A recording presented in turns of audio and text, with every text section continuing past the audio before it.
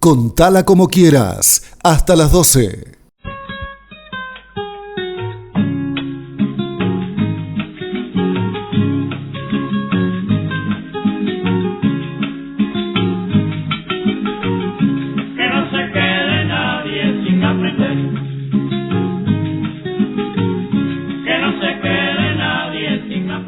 Bueno, y cuando escuchamos este son de la alfabetización, ahí sabemos que están con nosotros Graciela Cartas y Pablo Bain y Graciela Cartas aquí para compartir con nosotros esta columna que justamente de lo que se trata es de conversar sobre educación.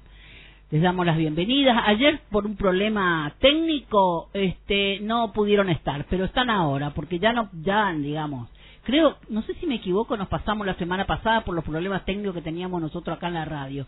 Así que en buena hora volver a tenerlos acá con nosotros. Los estamos escuchando. ¿Cómo les va? Hola Mariquita, hola Graciela, hola a todos y todas los que nos están escuchando. Bueno, en realidad más que un problema técnico, ya estuve yo con un problemita de salud que me impedía salir al aire. Y como veníamos ya sin salir la semana pasada por el problema que ha tenido la radio, bueno, decidimos pasar el programa el miércoles y aquí estamos. Así que un saludo a todos y todas los oyentes. Les recordamos que, como siempre, si quieren hacernos algún comentario, alguna queja, alguna cuestión a considerar por nosotros, nos pueden llamar al 3764-538075.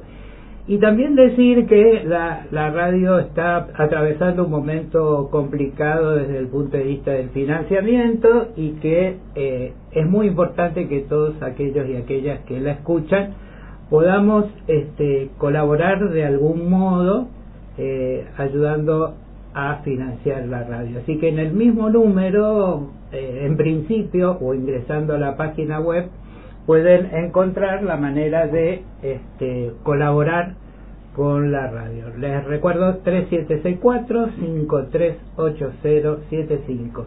Y bueno, como ayer precisamente tenía un cierto problema para hablar, que una cuestión de una enfermedad crónica que tengo que soportar, no podíamos conversar sobre educación, así que decidimos pasarlo. ¿Y de qué vamos a conversar, compañera de ruta? Bueno, no sé si se escuchó mi saludo extensivo a toda la audiencia y a los que estamos aquí, y estaba escuchando el tema de, bueno, tu solicitud de contribuir a la radio para que esta voz que nos representa siga en el aire. Pensaba que estamos atravesando un tiempo donde el financiamiento es la gran problemática que atraviesa todos los aspectos de nuestra vida, porque en realidad el desfinanciamiento sería en el campo de las áreas del trabajo, en las áreas educativas. Entonces nosotros que estamos acá conversando sobre educación, antes de entrar al tema que pensamos tocar hoy con un entrevistado inclusive, creemos necesario pedirnos sobre una cuestión que está atravesando, como dije antes, la situación de la educación a nivel nacional, en todos los niveles. Quizás la universidad es la que más claramente está puesta en evidencia, está visible. Ayer pasaba por el centro de Posadas, ahí en la Facultad de Ciencias Exactas hay clases abiertas, estaban profesores de genética, clases públicas, manifestando su reclamo. Y escuchaba antes en la radio también el informativo de Fargo, que hablaba de todas las universidades del país por la misma situación, y creo que nosotros tenemos que decir algo respecto de eso, ¿no? Así es, y como no estábamos al aire hace un tiempito, nos parece que desde esta columna es importante que repudiemos la actitud de todos y todas las diputadas y diputados que estuvieron habilitando el veto del presidente Milei a la ley de financiamiento universitario que había sido aprobada por el Congreso, y en particular y los tenemos que nombrar con nombre y apellido porque realmente se tienen que hacer cargo quienes fueron elegidos como nuestros representantes, los diputados Martín Arjol, Emanuel Bianchetti y Florencia Clipauca, que votaron a favor del veto, y Alberto Arruda, Carlos Alberto Fernández, Yamila Ruiz y Daniel Banchik del Frente Renovador, que se abstuvieron, facilitando de este modo que no se pudiera llegar a los 2 tercios que confirmaba la ley a pesar del veto presidencial. Y lo que es más triste todavía es que algunos de ellos son graduados de universidades públicas, tanto de la UNAM como de otras universidades, y que Martín Arjol además es docente de la Universidad Nacional de Misiones. La otra vez teníamos dudas sobre esto, fuimos a chequear la información y efectivamente es así. Es decir, de algún modo, como quienes fueron hijos de la universidad pública, que pudieron terminar y graduarse como profesionales, hoy están contribuyendo a la destrucción de la universidad pública, de manera que hoy no podíamos hay algo que además de la responsabilidad que le cabe a los legisladores, es importante poner en reflexión a la población, porque uno lee, lamentablemente han tenido una capacidad de construir una subjetividad sospechosa de todo lo público, ¿no? Han destruido la idea de lo público, y entonces el concepto de curro, el concepto de negociado, el concepto de robo, aparece como sombra que oscurece toda posibilidad de entender de qué se trata cuando hablamos de sostener las universidades, de mantener el presupuesto educativo o el área de ciencia e investigación. Escuchaba el Balseiro, por ejemplo, está con graves posibilidades de continuidad por falta presupuestaria. Ahí se juega la ciencia, se juega la tecnología, además del futuro de los jóvenes que de sectores trabajadores o populares puedan tener acceso porque la universidad le permite la gratuidad. Y la sospecha que han sembrado en la sociedad es esta idea de que ahí algo pasa, que ahí se roba. En realidad hay que decirlo hasta el cansancio, las auditorías existieron siempre, y además escuchaba hoy en la declaración de creo que era un rector, que el 90% prácticamente del presupuesto educativo va a salario. Entonces uno mirando los recibos de sueldo puede saber cuánto gana hoy un profesor universitario. Es decir, la universidad es formadora de profesionales y de conocimiento. En el mundo entero eso es así. Entonces nosotros no podemos permitir que cercenen ese camino de futuro que marca la educación universitaria en la Argentina y de todo el sistema educativo, ¿no? Bien. Y agregar algo más que no estaba en nuestro guión, pero que ocurrió ayer, y es que 4 gobernadores, incluidos el gobernador de nuestra provincia, fueron a cenar o algo así con el presidente de la Nación, quienes les hacía un agasajo por haber precisamente facilitado este recorte al financiamiento de las universidades, que, como decíamos fuera del aire con Graciela hace un ratito, en realidad no era más que solucionar muy parcialmente el problema de los salarios docentes hasta diciembre.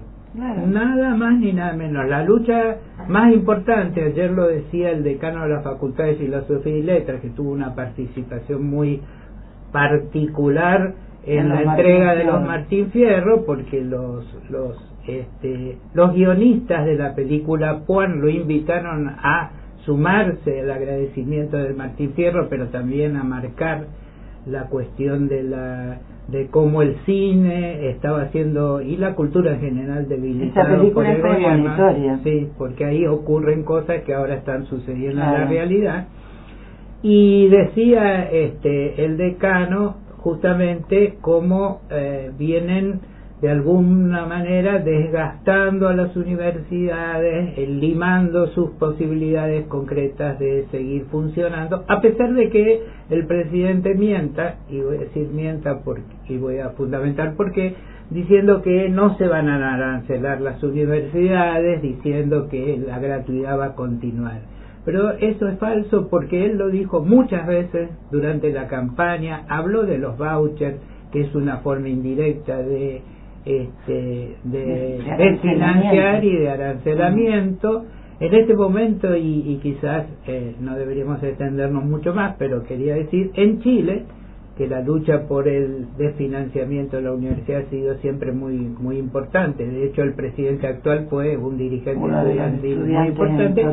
Están discutiendo un modelo muy similar al de los vouchers, que es ese de los créditos que los estudiantes tienen que sacar para poder financiar, claro, y después tienen que pagarlo. Lo único que el Estado es su garante, y el tema es que ahora hay cientos de miles de endeudados, exactamente, y el Estado no sabe qué hacer, y están discutiendo una ley que de alguna manera blanquearía esta cuestión. No pueden todavía, porque no tienen la fuerza, lo que se suele llamar la correlación de fuerzas en la Cámara, en el Congreso, para poder derogar esa forma de financiamiento, y a eso Milei nos quiere llevar. Porque además lo dijo, no lo digo yo, lo dijo en muchas oportunidades. El desfinanciamiento en general, y creo que todo el mundo lo tiene claro, porque si bien las analogías con lo doméstico no son precisas, uno no tiene dinero y ¿qué pasa? Se va empobreciendo la vida. Y en el caso de las instituciones sin presupuesto, van empobreciendo sus servicios, van empobreciendo su calidad, y se va dando también una cosa muy grave, que es la fuga de profesores o de académicos o de científicos que han traído claramente riqueza de conocimiento y de calidad educativa a esas instituciones. Así es, pero les prometemos que en las próximas columnas, porque ya lo tenemos pensado y porque es un tema crucial en este momento, vamos a hablar en profundidad y vamos a entrevistar a quienes manejan con mucha precisión el tema del financiamiento educativo, tanto en el presupuesto nacional como provincial, porque también nos impacta a nivel provincia la cuestión del presupuesto educativo. Claro, porque ya la provincia de Misiones aprobó el presupuesto, de manera que lo que tenemos que ver es cuáles son los índices digamos, de financiamiento del sistema educativo. Pero habíamos estado pensando en que hoy podíamos conversar sobre otro tema, que es el de las innovaciones educativas. Me parece que ese tema, para hacer una entrada, está ligado, aunque no directamente, con el tema presupuestario, porque todo lo que vamos a trabajar hoy como tema, o vamos a intentar conversar, nos acerca claramente a una idea. Para que eso funcione, para que eso tenga masividad o se democratice, claramente tiene que haber presupuesto educativo adecuado.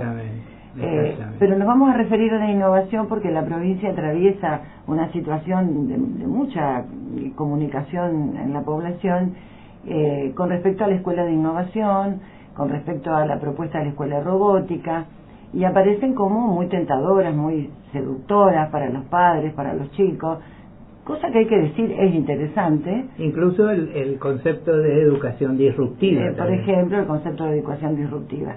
Lo que podríamos aclarar un poco entre los dos es que esta concepción de innovación en realidad no es nueva, no es de 2024 o de este siglo, sino que viene de otras corrientes pedagógicas que se anticiparon a romper con la tradicional escuela tradicional, valga la escuela tradicional, donde la transmisión del conocimiento siempre pasaba por la disertación del docente, y se suponía que por solo escucharlo los estudiantes o los alumnos iban a aprender.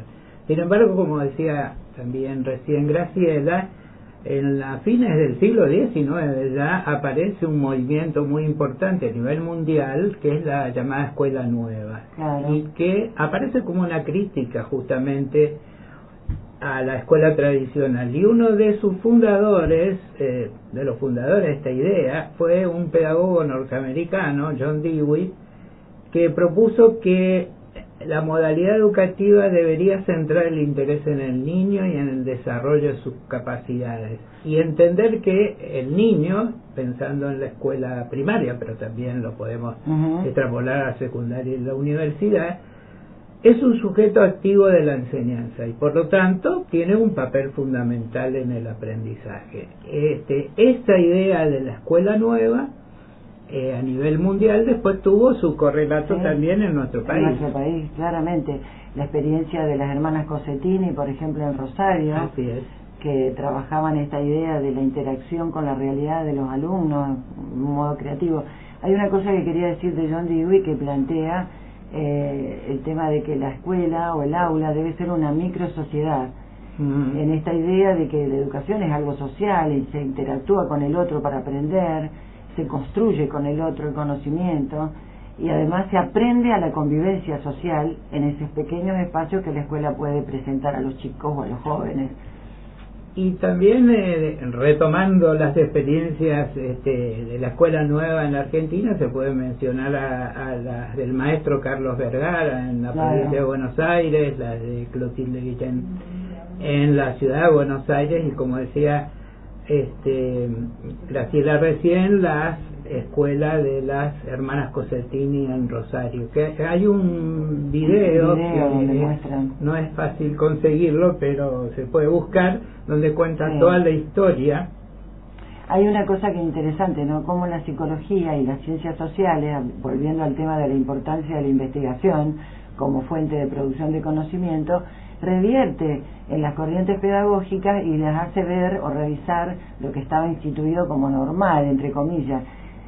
Por ejemplo, el aporte de Piaget es muy importante. Piaget es un psicólogo que nos habla de que el niño no es como el adulto, sino que cualitativa y cuantitativamente es un ser en desarrollo, en evolución, y que la enseñanza tiene que adaptarse o acompañar los procesos de construcción del conocimiento que el niño va atravesando. Esto es interesante decirlo porque volvemos a la idea. Innovar en educación significa implementar nuevas formas. En este caso, y ahora a quien vamos a entrevistar nos va a contar un poco, sería incorporar los recursos nuevos que el tiempo de la ciencia y de la tecnología aportan a la sociedad para acompañar los procesos de enseñanza y de aprendizaje. Bueno, y a quien tenemos en línea para conversar un poco con él es Roberto Albertario, profesor de la Escuela de Innovación. Roberto es, como les decía, docente del área de música. Él hizo estudios en la Universidad Nacional de La Plata en relación con esto, es egresado de la Escuela de Música de nuestra provincia, y en este momento, bueno, lo tenemos en línea y sabemos que está en la escuela, así que nos está concediendo un ratito de su actividad para charlar con nosotros. Hola, Roberto Negro Albertario, porque para mí sos el negro. ¿Cómo te va? Hola, ¿cómo están? ¿Cómo está Pablo? Hola, buenos días, Roberto. Buen día, ¿cómo estás? Quiero decirle nomás que los escucho un poquito bajo, ¿sí? Ah, bueno, no sé si por ahí si se me escapa algo, sepan entender. Acá nos dicen que levantemos la voz. ¿Ahora nos escuchás? Sí, les escucho un poquito lejos, pero los escucho. Bueno, estamos hablando aquí en el programa sobre la innovación educativa en general, y queríamos que nos cuentes un poco, como docente que sos de la Escuela de Innovación, ¿cuáles son las características distintivas de esa oferta de la Escuela de Innovación?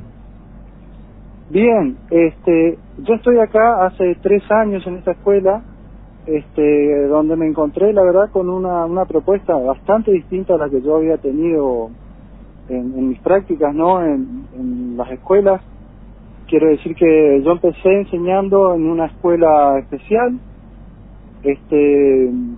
después pasé a la escuela primaria, en el Colegio del Carmen, y varias suplencias, y bueno, y cuando llegué acá a la Escuela de Innovación me encontré con una propuesta muy diferente a lo que yo había vivido en otras instituciones. Básicamente lo que hacemos acá es trabajar con distintas áreas en el digamos, frente al aula en el mismo momento. Uh-huh. Entonces, por ejemplo, para tener una idea, el año pasado se trabajó artística y robótica, por ejemplo, y la idea es integrar las propuestas que tiene robótica desde su área con lo que podamos aportar nosotros desde artística. En ese caso, para dar ejemplos concretos, ¿no? Se trabajó sobre una batería electrónica, que era como algo que estábamos necesitando a nivel música, a nivel artística, para poder trabajar con la percusión, digamos, con el ritmo, y sabiendo que los chicos trabajan sobre modelado en 3D, conexiones de robótica. La verdad que en ese aspecto no estoy tan zambullido, digamos, en los conocimientos, pero llegamos a lograr hacer una batería electrónica que para mí fue algo inaudito, algo impensado, y que sin embargo con el trabajo con el docente Leo pudimos llegar a realizar, entre otras cosas, ¿no? Claro. Y desde tu rol docente, ¿qué sería la educación disruptiva que bueno, entendemos el sostén teórico, si se quiere, de la propuesta de la Escuela de Innovación? Claro. Digamos que en mi formación fue muy alejado de esto, digamos, como que al llegar a la escuela tuvimos que empezar a leer y a ver otras propuestas, y en ese aspecto nos permite, desde la institución tenemos muchas libertades en cuanto a planificación y la llevada a cabo en el aula, digamos, de las propuestas. Básicamente lo que nutre mucho el trabajo en el aula es el trabajo con el colega. Yo prácticamente no tengo clases solamente de música.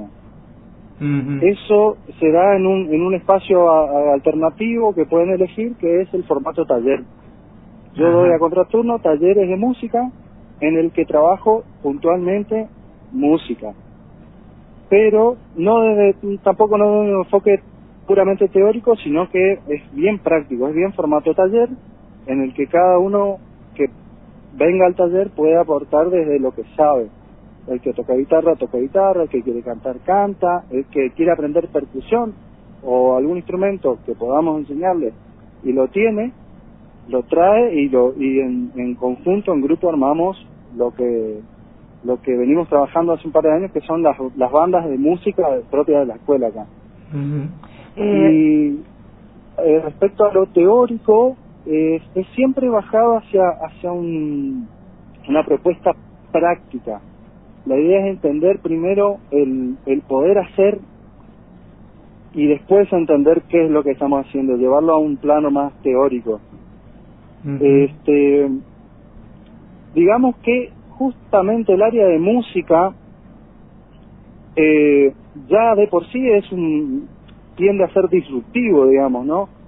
Es la manera, el arte en general es como que corre por caminos distintos. Pero en esta escuela lo que se busca es trabajar, por ejemplo, la lengua materna y la lengua extranjera, y tomar elementos de artística para poder, de alguna manera, dar otro enfoque, digamos, otra manera de encarar esos contenidos que son más duros, o desde la matemática, o desde la robótica, como les decía.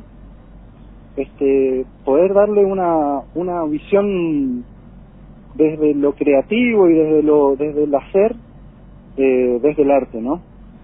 Roberto, escuchándote, recién respondiste un poco lo que te iba a preguntar. Viste que el arte es de por sí disruptivo, dijiste vos, y yo coincido con eso, porque es un espacio donde se otorga libertad, donde se expande la imaginación, donde los jóvenes tienen la posibilidad de crear, que es algo impresionante porque pueden ver lo que son capaces de hacer.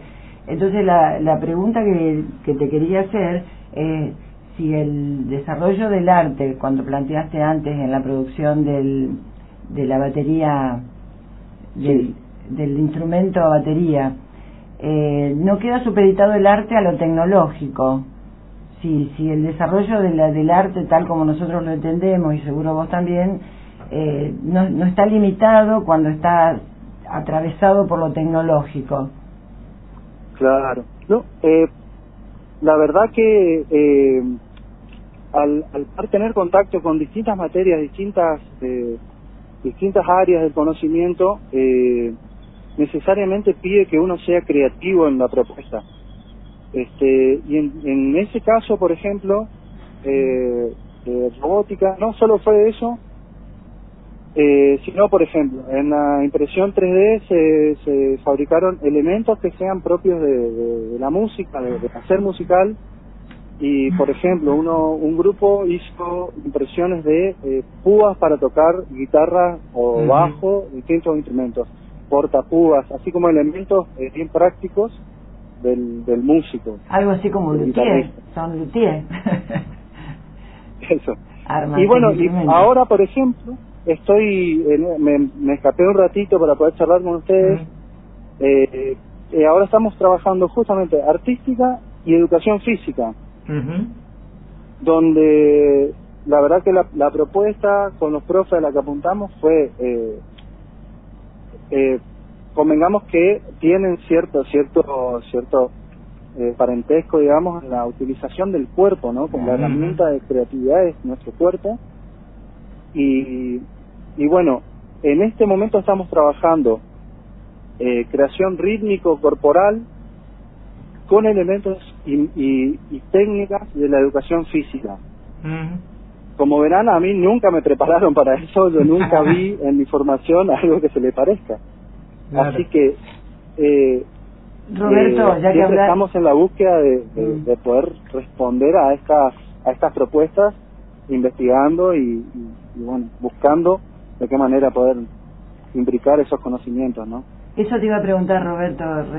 Bueno, yo pertenezco al área como Pablo de formación docente, y nosotros sabemos que la formación docente en general, salvo excepciones, no está orientada a una mirada como la que estás describiendo. Y vos mismo estás diciendo que tus experiencias anteriores no te lo dieron.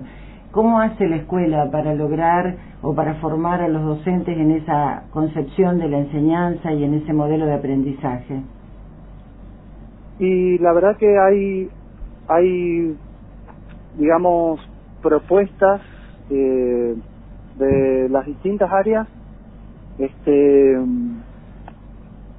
con talleres respecto a, por ejemplo, programación.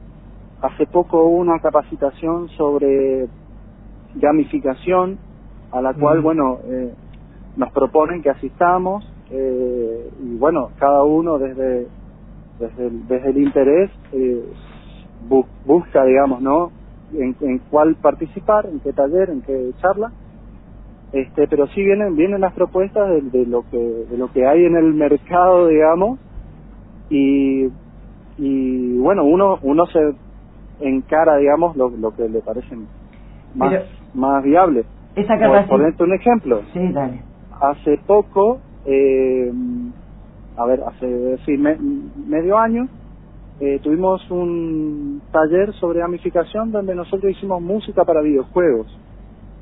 Y sin saberlo, yo descubrí ahí aplicaciones online, o sea que no son necesarias, lo único que tenés que tener es internet, porque ni siquiera espacio en el celular necesitas, ¿viste? Y desde el celular, algo que todos cuentan hoy, podemos trabajar conceptos como melodía, armonía, ritmo, desde una aplicación que es muy fácil de usar, muy visualmente muy amable, y con sonidos muy aceptables para esto de que es gratuito, ¿no? Gratuito, libre y online. Roberto, entonces sí, te permite avanzar sobre conceptos muy duros que son difíciles de dar de una manera muy práctica. Escuchándote me resulta sumamente interesante toda la experiencia que relatás. La pregunta que te quería hacer, por mi parte la última, es si te parece que esa experiencia, que a la vista de lo que relatás es sumamente interesante y rompe bastante con los esquemas tradicionales de la escuela media, es viable en las condiciones actuales de las escuelas comunes de secundaria común de la provincia, es viable ampliar esa experiencia a todas las escuelas, porque entiendo que como propuesta educativa sería sumamente interesante para todos los estudiantes de la provincia de Misiones. ¿Es viable eso o la escuela requiere de una inversión y de un presupuesto diferente, digamos, al habitual de las escuelas comunes? La verdad que a números concretos no sabría decirte concretamente, pero seguramente que una inversión en Internet es sumamente necesaria para que todos tengamos el acceso rápido a los conocimientos.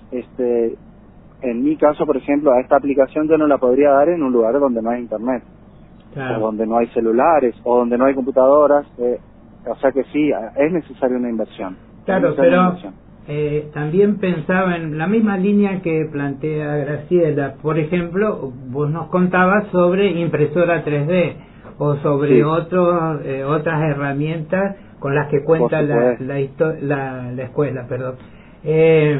Eso evidentemente, hace poco leíamos un artículo que habla de que la intención es, digamos, enviar hacia todos lados, digamos, esa misma propuesta, hacia todos lados, quiero decir, a todas las escuelas, ¿no? Uh-huh. Y la pregunta que nos hacíamos era si esto es viable con presupuestos educativos muy reducidos como los que actualmente tenemos. Sí, claro. Intuyo que con el presupuesto actual no debe ser, mucho menos en los tiempos en los que vivimos. Sería sí, una propuesta muy interesante, y la idea está buenísima, y si se puede llevar a cabo es genial, porque necesitamos que la escuela cambie, necesitamos urgente que la escuela cambie, y que dé herramientas para los tiempos presentes, ni siquiera futuro, para los tiempos presentes. La escuela no estaría dando esa respuesta. Bueno, Roberto, entonces es necesario esa inversión. Roberto, no te queremos sacar más de clases porque los chicos te están esperando. Vuelve a educación física. No, están igual cuidados, no se preocupen. Muchísimas gracias por eso. Muchas gracias, Roberto, muy valioso tu aporte. Gracias por todo. Chao. Y bueno, que no se quede nadie sin aprender. Y bueno, muchas cosas como para seguir pensando, para seguir reflexionando y para seguir conversando. Pero vamos a la música. Pero antes de la música, recibimos un mensaje de Graciela Moreira de Posadas que dice: celebro que estén nuevamente en la radio, un espacio imprescindible en tiempos de tanto incentivo a la ignorancia. Gracias, Graciela. Y también estamos recibiendo unos mensajes de nuestro querido amigo Carlos Recio, también amigo de esta casa, que nos dice: en nuestra escuela se está haciendo lo que dice el entrevistado, no requiere grandes inversiones. Ajá. No necesariamente debe intervenir la robótica ni las tecnologías electrónicas. Creo que está sobrevalorada la robótica en la práctica educativa. Creo que obedece a intereses ajenos. Coincido, Carlos, con vos. Y agrega: soy profesor de robótica y de tecnologías de la información y la comunicación. Bueno, Carlos, en algún momento nos vas a contar también acerca de tu experiencia, y gracias por mandarnos tu comentario. Ahora sí, entonces vamos a ir al tema musical que elegimos hoy. Para luego el gesto maravilloso. Hace unos días no dormía, ya no encontraba la salida, buscando en un lugar lejano lo que siempre tuve en mis manos, pero cambié la narrativa, y si no rima que no rime, y a lo mejor resulta bien, muy bien, muy bien. Y no es que no haya días malos, incluso hay tantos que ni cuento, es solo un cambio de estructura, en serio no es tan peligroso, quizá cambiar la perspectiva, y si no rima que no rime, y a lo mejor no sienta bien, muy bien, muy bien. Y si quieres venir conmigo, yo te juro no te miro así, baila como quieres bailar, si ya se fueron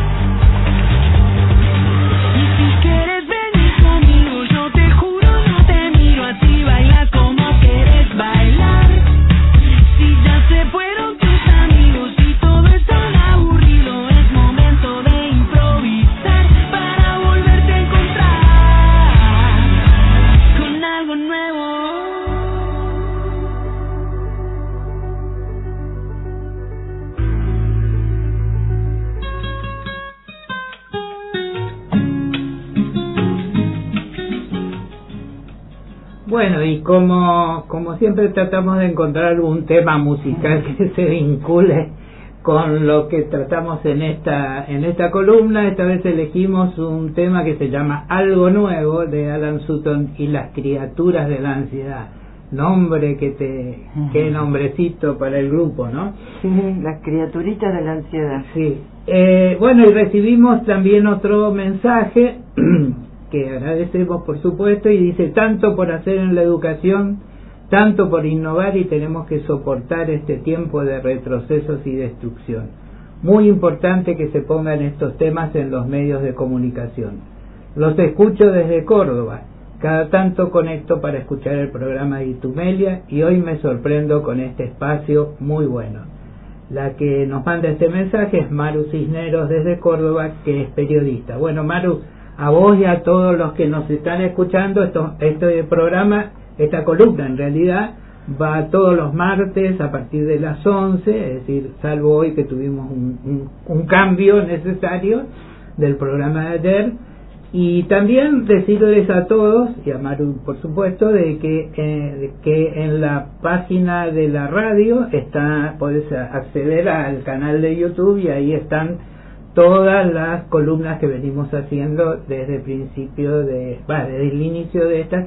Vamos por la número 11, así que bueno, ahí estamos. Bueno, muchas gracias a todos los que mandan sus mensajes y nos acompañan.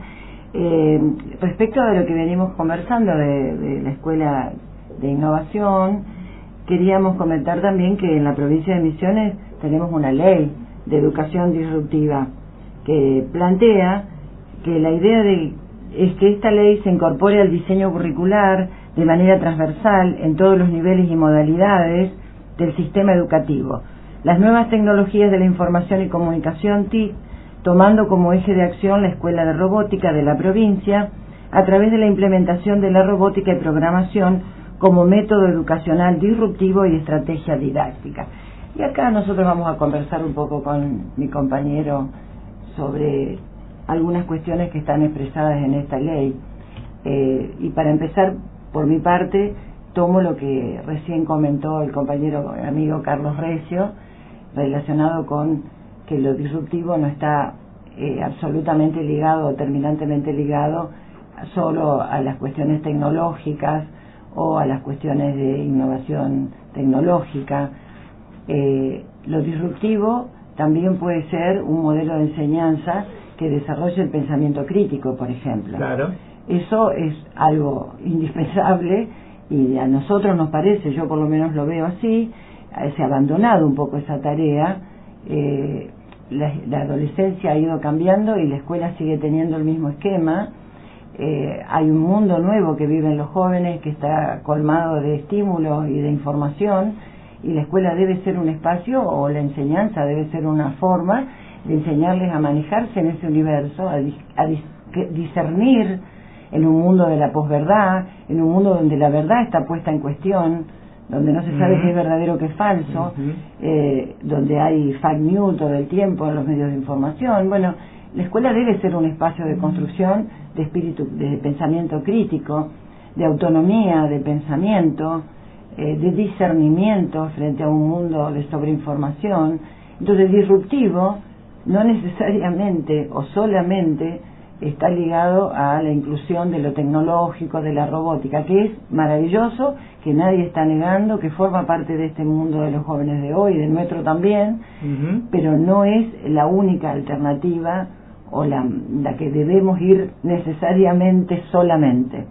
Sí, estaba pensando mientras comentabas esto, Graciela, que ayer vi un pequeño video, porque ayer fue el cumpleaños de Estela de Carlot, ¿no? Una gran educadora, porque además de haber sido maestra y directora de escuela, junto a las madres y las abuelas nos ha enseñado y nos viene enseñando mucho a lo largo del tiempo. Y era un video donde, bueno, debe tener unos cuantos años, porque Estela era muy joven en aquel momento, donde fue a una escuela a hablar con los estudiantes. Y era un diálogo sumamente interesante. Al principio los chicos no le creían, decían que bueno, que estaba sobredimensionado lo que planteaban las abuelas, y es decir, estaban bastante reactivos, y era interesante ver cómo Estela les va dando datos puntuales, los va interpelando y demás, y finalmente, bueno, eso también es una educación disruptiva, porque genera primero porque se basa en el diálogo, claro, que no siempre es frecuente en la escuela. La escucha del otro, la escucha de lo que los chicos estaban planteando, analizar esos saberes previos que traen construidos del mundo cotidiano y que son la forma en que miran para desarticularlo. Exactamente. Entonces, quizás una conclusión, por lo menos inicial, de todo esto que veníamos planteando, es que sería importante desenganchar la cuestión de la innovación respecto del uso de las tecnologías, como si para hacer innovaciones se requiere exclusivamente el uso de las tecnologías, como también no siempre el uso de las tecnologías es innovación. Exactamente, a veces sujeta al sujeto a la tecnología, con lo cual no lo hace más libre, sino más dependiente, ¿no? Exactamente. Y yo quería decir que también disruptivo en este contexto que vivimos es que pensemos en una escuela, en una universidad, en cualquier nivel educativo, con docentes bien pagos y con espacios institucionales dentro de la formación continua para todo el tiempo estar formándose y para encarar ese modelo innovador o disruptivo que estamos describiendo como necesario. Sí, inclusive yo quiero, en esa misma línea que vos planteás, recordar, por ejemplo, que en lo remunerativo a veces se paga a los docentes un adicional por estar frente a las clases, ¿no? Frente a alumnos, como se suele decir. Y muchas veces, como contaba Roberto y como venimos conversando, estas prácticas innovadoras requieren de reuniones del equipo docente, capacitaciones, etcétera, que no son estar frente a alumnos y que sin embargo son tan o más importantes para poder plasmar esto en unas prácticas concretas. De manera que, bueno, todo esto es para seguir pensando qué vínculo hay entre la innovación, que puede aparecer como, bueno, la panacea, digamos, de las transformaciones en educación, y la necesidad de un financiamiento apropiado. Y una cosita más me gustaría decir en relación a lo que dijo Roberto y lo que estaban planteando ustedes sobre lo que es el arte como una actividad disruptiva. Y no siempre es abordado de esa manera, aún en la escuela. Me pasa, voy a dar un ejemplo personal, pero la profesora de música de uno de nuestros hijos, su actividad consistía en que ellos buscaran información sobre la vida de los grandes músicos, y después ella daba sus clases magistrales sobre eso, y los chicos tenían para probar que tener un relato lo más similar posible, es decir, lo disruptivo del arte quedaba totalmente afuera. Y bueno, esto nos lleva a pensar de nuevo cómo se piensa la formación docente para el docente que piense que el sujeto que aprende tiene una manera de mirar el mundo y tiene que crear situaciones significativas para poder promover esos aprendizajes disruptivos. Y bueno, nos vamos disruptiendo